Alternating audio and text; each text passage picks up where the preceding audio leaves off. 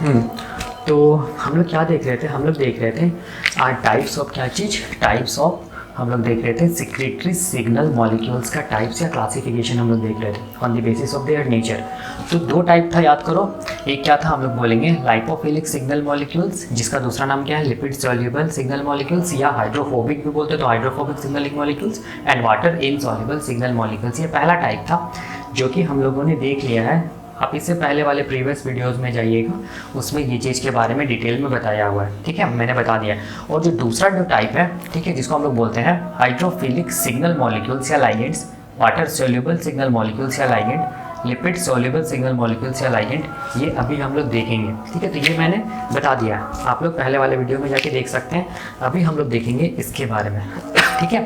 तो देखो क्या होता है हाइड्रोफिलिक सिग्नल मॉलिक्यूल्स, ठीक है। तो देखो एक चीज़ दिमाग में रखना कि हाइड्रोफिलिक का मतलब हो गया, हाइड्रो का मतलब हो गया वाटर, फिलिक का मतलब हो गया लविंग या सिकिंग, ठीक है। मतलब वैसा सिग्नल मॉलिक्यूल्स जो वाटर लविंग हो, ठीक है। मतलब याद रखना, जब भी कभी हाइड्रोफिलिक टर्म आएगा तो हाइड्रोफिलिक का मतलब हो गया कि वो मॉलिक्यूल, याद रखना, प्रोटीन हो सकता है, वो मॉलिक्यूल्स हम लोग बोलेंगे कार्बोहाइड्रेट्स हो सकता है, वो एमिनो एसिड्स हो सकता है, वो एमीन डेरिवेटिव हो सकता है, लेकिन वो मॉलिक्यूल्स कभी भी लिपिड नहीं होगा। इस चीज़ को याद रखना, ठीक है।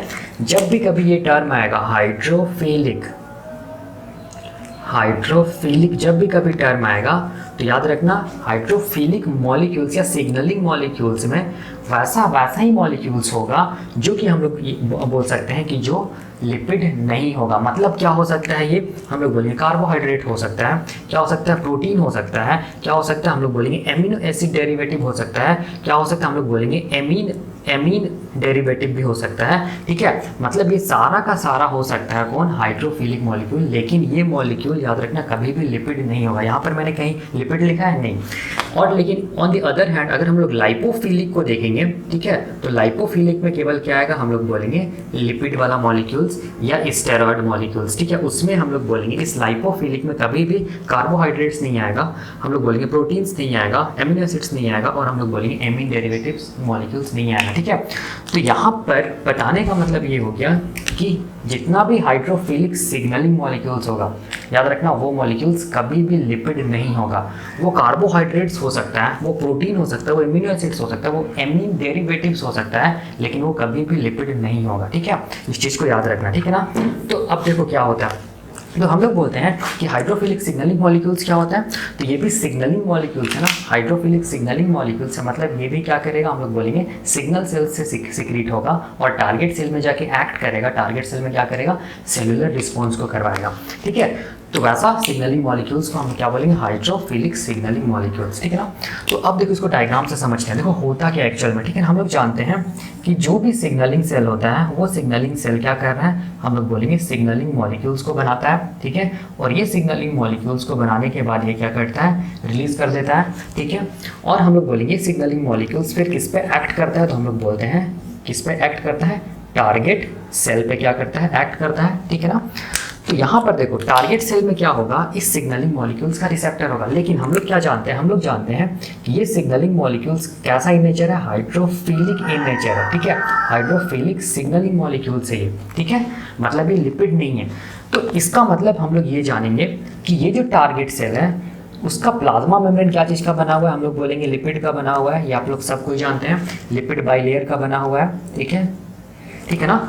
तो ये मॉलिक्यूल्स क्या सा हाइड्रोफिलिक है, मतलब ये लिपिड नहीं है। और यहाँ पर टारगेट सेल का प्लाज्मा मेम्ब्रेन लिपिड का बना हुआ है। तो ये मॉलिक्यूल्स हम लोग बोलेंगे कभी भी प्लाज्मा मेम्ब्रेन को क्रॉस करके सेल के अंदर नहीं जाएगा, क्योंकि ये कैसा इन नेचर है, वाटर लविंग है। और यहाँ का प्लाज्मा मेम्ब्रेन क्या चीज़ का बना हुआ है, लिपिड का बना हुआ है। लिपिड कभी भी हम लोग बोलेंगे हाइड्रोफिलिक मॉलिक्यूल्स को अंदर जाने नहीं देगा, ठीक है, ठीक है ना। तब क्या होगा, तब ये कैसे करके ये देगा, इस सेल्स को सिग्नल देगा कौन, हाइड्रोफिलिक मॉलिक्यूल्स।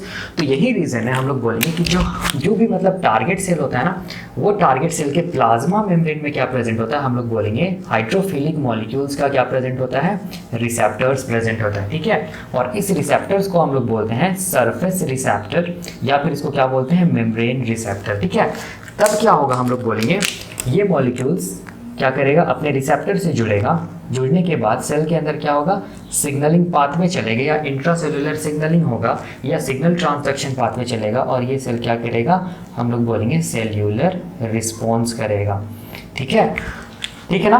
तो हाइड्रोफिलिक सिग्नलिंग मॉलिक्यूल्स का जो रिसेप्टर होता है वो टारगेट सेल के कहाँ होता है, प्लाज्मा मेम्ब्रेन पे होता है। क्यों होता है, क्योंकि हम लोग बोलेंगे मॉलिक्यूल्स क्या है, हाइड्रोफिलिक है, ये लिपिड नहीं है, ये हम लोग बोलेंगे टारगेट सेल के लिपिड बाइलेयर को क्रॉस नहीं कर पाएगा, इसीलिए हम लोग बोलेंगे ये हाइड्रोफिलिक सिग्नलिंग मॉलिक्यूल्स का रिसेप्टर कहाँ होता है, membrane of the target cell, जिसको हम लोग क्या बोलते हैं, सरफेस रिसेप्टर या मेम्ब्रेन रिसेप्टर बोलते हैं। ठीक है, यही मैंने यहाँ पर लिखा है। ठीक है, इसका डेफिनेशन, ठीक है ना। तो अब देखो, अब एक क्वेश्चन आता है कि क्या कोई ऐसा हाइड्रोफिलिक सिग्नलिंग मॉलिक्यूल्स है जिसका रिसेप्टर कहाँ मिल रहा है, सरफेस ऑफ द कहाँ, टारगेट सेल में मिल रहा है। तो हम लोग बोलेंगे हाँ, बहुत मेजोरिटी ऑफ ऐसा एग्जांपल्स हैं जो जिसमें हम लोग बोलेंगे जो मॉलिक्यूल्स है ना वो कैसा इन नेचर है, हाइड्रोफिलिक इन नेचर है, और जिसका रिसेप्टर कहाँ मिल रहा है, हम लोग बोलेंगे टारगेट सेल के प्लाज्मा मेम्ब्रेन में मिल रहा है, जिसको हम लोग सरफेस रिसेप्टर या मेम्ब्रेन रिसेप्टर बोलते हैं। ठीक है, ऐसा बहुत सारा हाइड्रोफिलिक सिग्नलिंग मॉलिक्यूल्स है। तो वो मॉलिक्यूल्स क्या क्या है, तो वो मॉलिक्यूल्स हम लोग बोलेंगे, देखो ये सब है। ठीक है ना, इसीलिए मैंने यहाँ पर लिखा है कि देखो जो भी हाइड्रोफिलिक सिग्नलिंग मॉलिक्यूल्स होता है ना वो जनरली कैसे करके इंटरेक्ट करता है, हम लोग बोलेंगे सेलुलर रिस्पांस कैसे करके कराता है टारगेट सेल में, सरफेस रिसेप्टर से जुड़ के। ठीक है, तो यहाँ पर मैंने एग्जांपल्स लिखा है वैसा वैसा सिग्नलिंग मॉलिक्यूल्स का जो कि अपने टारगेट सेल के सरफेस रिसेप्टर से जुड़ेगा और टारगेट सेल में क्या कराएगा, सेल्यूलर रिस्पॉन्स करवाएगा। तो कौन कौन ऐसा एग्जाम्पल है, तो हम लोग बोलेंगे इंसुलिन है, ग्लूकागोन है, इपिनेफ्रिन है, नॉर एपिनेफ्रिन है, सिक्रेटिन है, कोलिसिस्टोकाइनिन है, ACTH है मतलब adrenocorticotropin hormone, serotonin, melatonin, histamine and gastrin, ये सब हम लोग बोलेंगे कैसा सिग्नलिंग मॉलिक्यूल्स है, हम लोग बोलेंगे हाइड्रोफिलिक सिग्नलिंग मॉलिक्यूल्स है। मतलब ये सारा का सारा मॉलिक्यूल्स कभी भी लिपिड नहीं हो सकता। ठीक है, याद रखना ये। ठीक है, और ये सारा मॉलिक्यूल्स का हम लोग बोलेंगे जो ये होगा क्या बोलेंगे, रिसेप्टर होगा, वो टारगेट सेल के प्लाज्मा मेम्ब्रेन में प्रेजेंट होगा। ठीक है, इसको याद रखना। ठीक है ना। तो अब क्वेश्चन आता है क्या कुछ ऐसा भी मतलब हाइड्रोफिलिक सिग्नलिंग मॉलिक्यूल्स होता है जिसका रिसेप्टर प्लाज्मा मेम्ब्रेन में नहीं होकर सेल के अंदर होता है, तो हम लोग बोलेंगे यस, बिल्कुल ऐसा होता है। तो याद रखिएगा मेजोरिटी, मैंने यहाँ पर वर्ड यूज़ कर रहा है, मेजोरिटी ऑफ हाइड्रोफिलिक मॉलिक्यूल्स का जो रिसेप्टर होता है वो टारगेट सेल के प्लाज्मा मेम्ब्रेन में होता है, मेजोरिटी का। ठीक है, लेकिन फ्यू ऐसा हम लोग बोलेंगे हाइड्रोफिलिक सिग्नलिंग मॉलिक्यूल्स या सिग्नल मॉलिक्यूल्स या लाइगेंड भी है जिसका रिसेप्टर हम लोग बोलेंगे प्लाज्मा मेम्ब्रेन में नहीं होके कहाँ मिलेगा, न्यूक्लियस के अंदर मिलेगा। ठीक है, याद रखना। जनरली क्या होता है, हम लोग बोलेंगे जो हाइड्रोफिलिक मॉलिक्यूल्स होता है उसका रिसेप्टर कहाँ मिलेगा, टारगेट सेल के मेम्ब्रेन में, लेकिन फ्यू ऐसा हाइड्रोफिलिक सिग्नलिंग मॉलिक्यूल्स है जिसका रिसेप्टर मेम्ब्रेन में नहीं होकर कहाँ मिलेगा, न्यूक्लियस के अंदर मिलेगा। तो कहाँ मिलेगा, हम लोग बोलेंगे न्यूक्लियस के अंदर मिलेगा। ठीक है, तो तुम लोग के दिमाग में क्वेश्चन आएगा कि ऐसा मॉलिक्यूल तो हाइड्रोफिलिक मॉलिक्यूल है। ठीक है, तो हाइड्रोफिलिक मॉलिक्यूल है तो हाइड्रोफिलिक मॉलिक्यूल कैसे करके प्लाज्मा मेम्ब्रेन को क्रॉस करेगा, ये दिमाग में क्वेश्चन आएगा ना। तो देखो ऐसा क्या क्या, पहले तो ये देखो कि ऐसा क्या क्या मॉलिक्यूल्स है जो कि हाइड्रोफिलिक इन नेचर है और जिसका रिसेप्टर कहाँ है, हम लोग बोलेंगे न्यूक्लियस के अंदर, न्यूक्लियोप्लाज्म में। ठीक है, फिर हम लोग बोलेंगे इंट्रासेल्युलर न्यूक्लियस रिसेप्टर्स। ठीक है, तो याद रखना, देखो ऐसा मॉलिक्यूल्स में आता है, हम लोग बोलेंगे थायराइड। ठीक है, थायराइड हार्मोन, इस चीज को याद रखना, थायराइड हार्मोन आता है, रेटिनोइक एसिड आता है। ठीक है, और भी आई थिंक देख लेना, थायराइड हार्मोन आता है, रेटिनोइक एसिड आता है, मुझे याद नहीं आ रहा है, और भी एग्जांपल्स है। ठीक है ना, ये सारा का सारा जो मॉलिक्यूल है ना ये कैसा है, हम लोग बोलेंगे हाइड्रोफिलिक है, सिग्नलिंग मॉलिक्यूल्स है, इस चीज को याद रखना। ठीक है, ठीक है ना। तो ये मॉलिक्यूल्स ये हाइड्रोफिलिक है, इसका दूसरा नाम भी, इसको हम लोग बोलते हैं एमिनो एसिड डेरिवेटिव भी बोलते हैं। ठीक है, डेरिवेटिव, क्योंकि ये क्या चीज का बना हुआ है, एमिनो एसिड्स का बना हुआ है। ठीक है, इसीलिए एमिनो एसिड डेरिवेटिव्स भी है ये थायराइड हार्मोन, रेटिनोइक एसिड। या फिर इसका तीसरा तरीके से हम लोग बोल सकते हैं ये कैसा नहीं है, हम लोग बोलेंगे लिपिड नहीं है, मतलब नॉन स्टेरॉयड मॉलिक्यूल्स है। ठीक है, ठीक है ना। तो देखो ध्यान से यहाँ पर समझो, यहाँ पर ये जो थायराइड हार्मोन, रेटिनोइक एसिड, ये कैसा इन नेचर है, हाइड्रोफिलिक सिग्नलिंग मॉलिक्यूल्स है। इसका दूसरा नाम भी है, इसको हम लोग एमिनो एसिड डेरिवेटिव भी बोलते हैं क्योंकि एमिनो एसिड से बना होता है। या फिर इसको हम लोग बोलते हैं ये लिपिड नहीं है, इसीलिए इसको हम लोग क्या बोलते हैं, नॉन स्टेरॉयड मॉलिक्यूल्स भी है।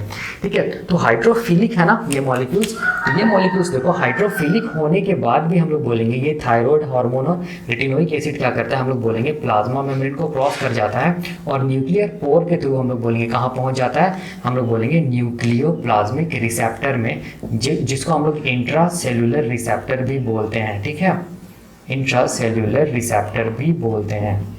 ठीक है, तो दिमाग में क्वेश्चन आएगा कि हाइड्रोफिलिक होने के बाद यहाँ पर कैसे करके लिपिड का टारगेट सेल का जो प्लाज्मा मेम्ब्रेन जो कि लिपिड का बना उसको कैसे करके क्रॉस कर गया। सबसे पहले दिमाग में आएगा कि लिपिड का जो प्लाज्मा मेम्ब्रेन वो टारगेट सेल का जो प्लाज्मा मेम्ब्रेन वो लिपिड का बना हो और वो लिपिड कभी भी हाइड्रोफिलिक मॉलिक्यूल्स को अपने अंदर आने नहीं देगा। ठीक है ना, तो कैसे करके आता है, तो देखो यहीं पर मैं बता देता हूँ। देखो ये जो मॉलिक्यूल्स होता है ना, ये मॉलिक्यूल्स, ठीक है, जो कि हाइड्रोफिलिक है, ये प्लाज्मा मेम्ब्रेन को इसीलिए क्रॉस कर जाता है क्योंकि इसका हम लोग बोलेंगे, अगर इसका हम लोग मॉलिक्यूलर साइज देखेंगे ना, ठीक है, मॉलिक्यूलर अगर साइज देखेंगे तो ये बहुत हम लोग बोलेंगे बहुत स्मॉल होता है, बहुत छोटा होता है। कौन, हम लोग बोलेंगे थायराइड हार्मोन और रेटिनोइक एसिड। ये इतना छोटा होता है, इतना माइन्यूट होता है कि हम लोग बोलेंगे आसानी से हाइड्रोफिलिक मॉलिक्यूल्स होने के बाद भी किसको क्रॉस कर जाता है, plasma membrane of the target cell जो कि लिपिड का बना उसको भी क्रॉस कर जाता है। न्यूक्लियर पोर्ट के थ्रू ये कहाँ पहुँच जाता है, हम लोग बोलेंगे अपने रिसेप्टर मतलब न्यूक्लियोप्लाज्मिक रिसेप्टर तक पहुँच जाता है। ठीक है, तो ये कॉन्सेप्ट है। तो अगर आप लोग से कोई भी पूछेगा कि जो हाइड्रोफिलिक सिग्नलिंग मॉलिक्यूल्स होता है उसका रिसेप्टर कहाँ प्रेजेंट होता है, तो बोलिएगा majority of hydrophilic signalling molecules का रिसेप्टर टारगेट सेल के प्लाज्मा मेम्ब्रेन में प्रेजेंट होगा। ठीक है, क्यों प्रेजेंट होगा, क्योंकि ये हाइड्रोफिलिक इन नेचर है। ये जो टारगेट सेल का प्लाज्मा मेम्ब्रेन जो कि लिपिड का बना हुआ उसको नहीं क्रॉस कर पाएगा, इसीलिए इसका रिसेप्टर मेम्ब्रेन में प्रेजेंट है, जिसको बोलते हैं सरफेस रिसेप्टर या मेम्ब्रेन रिसेप्टर। लेकिन कुछ ऐसा हम लोग बोलेंगे मॉलिक्यूल्स ये जो हाइड्रोफिलिक इन नेचर है, या फिर इसको नॉन स्टेरॉइड भी बोलते हैं, मतलब नॉन स्टेरॉइड सिग्नल मॉलिक्यूल्स भी बोल सकते हैं, मतलब हम लोग बोलेंगे ये लिपिड नहीं है, या फिर हम लोग बोल सकते हैं एमिनो एसिड डेरिवेटिव है, मतलब ये एमिनो एसिड्स का कुछ चेन से बना है। ठीक है, जो कि हाइड्रोफिलिक इन नेचर है, जैसे थायराइड हार्मोन और रेटिनोइक एसिड। ये हाइड्रोफिलिक होने के बाद भी हम लोग बोलेंगे इसका रिसेप्टर मेम्ब्रेन में नहीं मिलके टारगेट सेल के न्यूक्लियस के अंदर मिलता है, जिसको हम लोग बोलते हैं न्यूक्लियोप्लाज्मिक रिसेप्टर या इंट्रासेल्युलर रिसेप्टर बोलते हैं। ठीक है, तो ये कैसे करके पहुंचा, ठीक है, तो याद रखना, तो ये कैसे पहुंचा, तो ये जो मतलब मॉलिक्यूल्स है ना, इसका जो मॉलिकुलर साइज होता है ना वो बहुत माइन्यूट होता है, बहुत स्मॉल होता है, इतना स्मॉल होता है कि आसानी से ये क्या कर सकता है, जो लिपिड बाइलेयर जो होता है टारगेट सेल का उसको क्रॉस कर जाता है, फिर न्यूक्लियर पोर्स के थ्रू कहाँ पहुंच जाता है, न्यूक्लियोप्लाज्मिक रिसेप्टर में, और अपने रिसेप्टर से जुड़ने के बाद ये क्या कराता है, सेल्यूलर रिस्पॉन्स कराता है। ठीक है, तो ये हो गया हम लोग बोलेंगे हाइड्रोफिलिक सिग्नल मॉलिक्यूल्स या लाइगेंड का कॉन्सेप्ट। ठीक है ना, अब एक छोटा सा टॉपिक बचता है जिसको हम लोग बोलते हैं इंट्रासेल्युलर सिग्नलिंग मॉलिक्यूल्स क्या होता है। ठीक है, तो वो जो इंट्रासेल्युलर सिग्नलिंग मॉलिक्यूल्स होता है ना, उसमें आपको जब एंडोक्राइन सिस्टम जब मैं पढ़ाऊंगा, एंडोक्राइनोलॉजी पढ़ाऊंगा, तो उस टाइम पे मैं बताऊंगा। लेकिन अभी बस कुछ ऐसा ये इंट्रासेल्युलर मॉलिक्यूल्स का नाम बस याद रखिएगा। और वैसे भी जब हम लोग सिग्नलिंग पाथवेज पढ़ेंगे ना अभी, तो उसमें ये सब इंट्रासेल्युलर जो मॉलिक्यूल्स, सिग्नलिंग मॉलिक्यूल जो सेल के अंदर बन रहा है वो सब आएगा। ठीक है ना, तो अभी मैं क्या बताऊंगा, एक ब्रीफ आइडिया दूंगा इंट्रासेल्युलर सिग्नलिंग मॉलिक्यूल्स का। ठीक है, ये मैं अभी दूंगा। ठीक है ना, तो देखो अभी हम लोग देखेंगे कि आखिर concept of intracellular signalling molecules क्या है, मतलब इंट्रासेल्युलर सिग्नलिंग मॉलिक्यूल्स क्या होता है। अभी तक जितना भी हम लोग देखे थे सिग्नलिंग मॉलिक्यूल्स वो हम लोग देख चुके, उसका क्लासिफिकेशन भी देख चुके, वो खत्म हो गया। अब देखेंगे क्या सेल के अंदर भी कोई मॉलिक्यूल्स बनता है जिसको हम लोग इंट्रासेल्युलर सिग्नलिंग मॉलिक्यूल्स बोलते हैं, तो हम लोग बोलेंगे बिल्कुल बनता है। ठीक है, तो याद रखना इंट्रासेल्युलर सिग्नलिंग मॉलिक्यूल्स, याद रखना वैसा सिग्नलिंग मॉलिक्यूल्स होता है जो कि सेल के अंदर बनेगा, और यही सिग्नलिंग मॉलिक्यूल्स क्या करेगा, टारगेट सेल में फंक्शंस को या फिर हम लोग बोलेंगे सेलुलर रिस्पॉन्स को करवाएगा। तो कैसे करके इसको समझेंगे, तो देखो कैसे करके समझे, तो इसको ऐसा समझते हैं कि देखो मान लो कि क्या चीज़ है, मान लो ये क्या चीज़ है, हम लोग बोलेंगे ये सेल हो गया जिसको हम लोग बोलेंगे सिग्नलिंग सेल। ठीक है, ये सिग्नलिंग सेल क्या किया, सिग्नलिंग मॉलिक्यूल्स को बनाया। ठीक है ना, सिग्नलिंग मॉलिक्यूल्स को बनाया। ठीक है, अब ये सिग्नलिंग मॉलिक्यूल्स ट्रैवल करते हुए कहाँ तक पहुँचा, हम लोग बोलेंगे टारगेट सेल तक पहुँचा। तो ये क्या हो गया, हम लोग बोलेंगे टारगेट सेल हो गया। टारगेट सेल की याद रखना, टारगेट सेल के मेम्ब्रेन में क्या प्रेजेंट होता है, हम लोग बोलेंगे सरफेस रिसेप्टर प्रेजेंट होता है, जिसको हम लोग बोलते हैं मेम्ब्रेन रिसेप्टर। उसके साथ ये सिग्नलिंग मॉलिक्यूल जुड़ेगा। जैसे ही ये सिग्नलिंग मॉलिक्यूल्स जुड़ेगा, ठीक है, तो हम लोग बोलेंगे टारगेट सेल के अंदर क्या होगा, टारगेट सेल के अंदर एक नया सिग्नलिंग मॉलिक्यूल बनेगा। ठीक है, टारगेट सेल के अंदर क्या होगा, हम लोग बोलेंगे सिग्नलिंग पाथवे चलेगा, जिसके थ्रू हम लोग बोलेंगे एक नया सिग्नलिंग मॉलिक्यूल बनेगा जो कि सेल के अंदर बन रहा है, इसीलिए इसको हम लोग बोलेंगे इंट्रा सेल्यूलर सिग्नलिंग मॉलिक्यूल्स। ठीक है, ये जो इंट्रा सेल्यूलर सिग्नलिंग मॉलिक्यूल्स हैं इसको हम लोग दूसरे नाम से भी जानते हैं, इसको हम लोग बोलते हैं सेकेंड मैसेंजर। इस चीज़ को याद रखना, और ये यही सेकंड मैसेंजर क्या कराता है, टारगेट सेल में क्या कराता है, सेल्यूलर रिस्पॉन्स को कॉज करता है, मतलब सेल्स को फंक्शंस को करवाता है कौन, ये सेकंड मैसेंजर। ठीक है, तो देखो यहाँ पर ये सेकंड मैसेंजर कैसे करके बना, सेकंड मैसेंजर तब बना जब हम लोग बोलेंगे सिग्नलिंग सेल क्या किया, सिग्नलिंग सेल क्या किया, सिग्नलिंग मॉलिक्यूल्स को निकाला। ये सिग्नलिंग मॉलिक्यूल्स किसके साथ जुड़ा, टारगेट सेल के प्लाज्मा मेम्ब्रेन में जो सरफेस रिसेप्टर है उसके साथ। तो ये रिसेप्टर क्या है, सरफेस रिसेप्टर है ना, या मेम्ब्रेन रिसेप्टर है ना। तो याद रखना इंट्रासेलुलर सिग्नलिंग मॉलिक्यूल्स तब बनेगा जब हम लोग बोलेंगे सिग्नलिंग मॉलिक्यूल्स टारगेट सेल के सरफेस रिसेप्टर से जुड़ेगा, तब क्या बनेगा, इंट्रासेलुलर सिग्नलिंग मॉलिक्यूल्स बनेगा, जिसको हम लोग क्या बोलेंगे, सेकंड मैसेंजर बोलेंगे। सेकंड मैसेंजर इसीलिए बोल रहे हैं क्योंकि यहाँ पर जो सिग्नलिंग मॉलिक्यूल है ना वो फर्स्ट पहले काम कर रहा है। इसका मतलब ये सिग्नलिंग मॉलिक्यूल्स क्या हो गया, फर्स्ट मैसेंजर हो गया। ठीक है, जब ये फर्स्ट मैसेंजर या सिग्नलिंग मॉलिक्यूल्स सरफेस रिसेप्टर से जुड़ा तब जाके हम लोग बोलेंगे क्या बना, नया इंट्रासेलुलर सिग्नलिंग मॉलिक्यूल्स बना सेल के अंदर। क्योंकि फर्स्ट हम लोग पहले वर्ड यूज कर चुके हैं, इसीलिए फर्स्ट के बाद क्या आएगा, सेकंड आएगा, इसीलिए यहाँ पर हम लोग क्या बोलते हैं, सेकंड मैसेंजर। ठीक है, अब यही सेकंड मैसेंजर क्या करेगा, सेलुलर रिस्पॉन्स को कॉज करेगा। ठीक है, तो क्वेश्चन आता है ये जो इंट्रासेलुलर जो सिग्नलिंग मॉलिक्यूल्स जो है उसका क्या कोई एग्जाम्पल है, तो हम लोग बोलेंगे बिल्कुल एग्जाम्पल्स है। तो क्या क्या एग्जाम्पल्स है, हम लोग बोलेंगे cyclic AMP, cyclic GMP, inositol triphosphate, diacyl glycerol, calcium phosphoinositides. ठीक है, ये सब सारा का सारा क्या चीज़ है, हम लोग बोलेंगे ये सब सारा का सारा क्या चीज़ है, सेकेंड मैसेंजर है। ठीक है, मतलब ये सेकेंड मैसेंजर क्या हो सकता है, साइक्लिक AMP हो सकता है, क्या हो सकता है, साइक्लिक GMP हो सकता है, क्या हो सकता है, आइनोसिटोल ट्राइफॉस्फेट हो सकता है, क्या हो सकता है, डैग हो सकता है, कैल्शियम हो सकता है, क्या हो सकता है, हम लोग बोलेंगे फोस्फोआइनोसाइड्स हो सकता है। ठीक है, ठीक है ना। तो ये हो गया हम लोग बोलेंगे इंट्रा सेलुलर सिग्नलिंग मॉलिक्यूल्स का कॉन्सेप्ट, यही मैंने यहाँ पर लिखा है। ठीक है ना, देखो यही मैंने यहाँ पर लिखा है। ठीक है, ये सब जितना भी इंट्रा सेलुलर सिग्नलिंग मॉलिक्यूल्स जो है जो सेल के अंदर बन रहा है, ये सब सारा का सारा मॉलिक्यूल्स आएगा जब हम लोग पढ़ेंगे सिग्नलिंग पाथवे के बारे में। ठीक है, तो ये खत्म होता है, थोड़ा सा कॉन्सेप्ट था इंट्रा सेलुलर सिग्नलिंग मॉलिक्यूल्स का। जब हम लोग सिग्नलिंग पाथवे पढ़ेंगे तो इसको डिटेल में देखेंगे, अभी के लिए बस इतना ही। ठीक है, तो आज हम लोग यहीं तक रखते हैं। अगले लेक्चर में हम लोग क्या देखेंगे, अगले लेक्चर में हम लोग देखेंगे कॉन्सेप्ट ऑफ रिसेप्टर्स। ठीक है, हम लोग सिग्नलिंग मॉलिक्यूल्स देख चुके हैं, अब हम लोग देखेंगे रिसेप्टर्स के बारे में। ठीक है ना, हाँ, तब तक के लिए थैंक यू।